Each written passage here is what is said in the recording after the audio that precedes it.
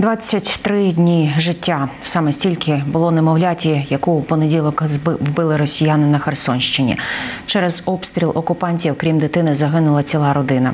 Російські війська вбили тата, маму, малечі і старшого брата.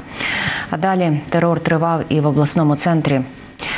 У понеділок на Херсонщині оголосили День жалоби. Про це, а також про нову провокацію ворога у Чорному морі, бавовну на позиціях росіян на півдні та дивне задимлення над Москвою. Хроніка 536-го дня Великої війни в огляді Ганни Рибалки. Склади на Росії переймають естафету у Кримського мосту. У підмосковному Раменському виникла пожежа і стовп диму. Окупанти кажуть, нібито загорілися пластикові піддони через те, що хтось необережно проводив роботи зі зварювання. А от хто необережно чи то зварював, чи то курив на лівобережній Херсонщині. У тимчасово окупованих росіянами Олешках теж уночі було гаряче. Там ЗСУ знищили 2 склади з боєприпасами. Втрати і у зброї, і в живій силі. Як повідомляє речник оперативного командування «Південь» Владислав Назаров, є влучання й по скупченню московитів.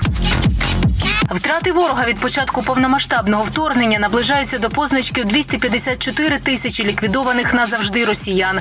За останню добу сили оборони знищили ще 560 рашистів, розпорошили 3 танки, зняли з роботи на противника ще 11 бойових броньованих машин, знищили минулої доби 19 артсистем. Наші військові також прибрали з поля бою 5 одиниць протиповітряної оборони Росії, спустили на землю 3 безпілотники країни-терористки і ліквідували ще 2 десятка автомобільної техніки ворога. Підняли гелікоптер, відкрили вогонь по судну. Росіяни атакували цивільне судно у Чорному морі. Як повідомило Міноборони країни-агресорки, йдеться про суховантаж «Сукра-Окан» під прапором Палау. 13 серпня вранці корабель прямував до Одещини у порт Ізмаїл. Окупанти почали вимагати від судна, аби воно зупинилося для перевірки, і відкрили вогонь по ньому. А ще підняли бойовий гелікоптер К-29 із групою російських військових. Після так званого огляду московитів судно рушило далі. Українська сторона поки що не коментує цієї атаки рашистів.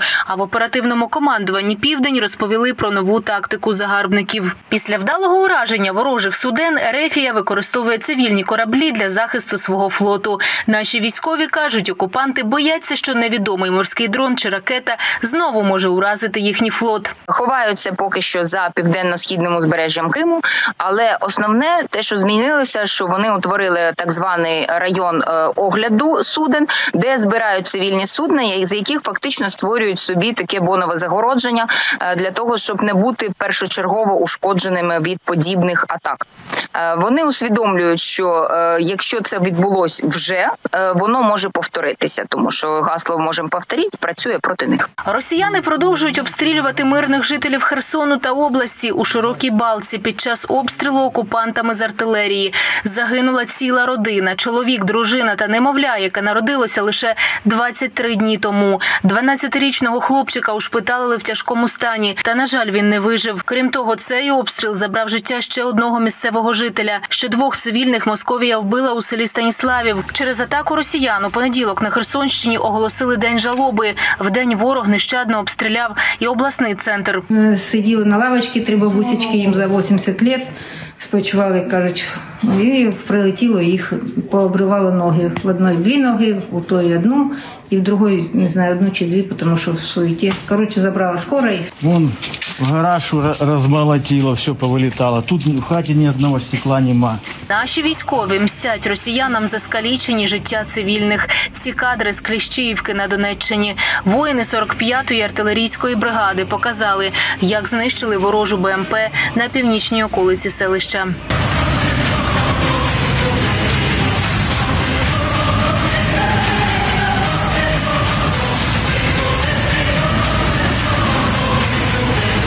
Українські сили оборони продовжують наступ на Мелітопольському та Бердянському напрямках, повідомляють у Генштабі. У районі Роботиного Запорізької області є частковий успіх. На цьому напрямку ЗСУ закріплюються на досягнутих рубежах та ведуть контрбатарейну боротьбу. Щодо операцій, які наші воїни можуть проводити на лівобережжі Херсонщини, військові просять інформаційної тиші.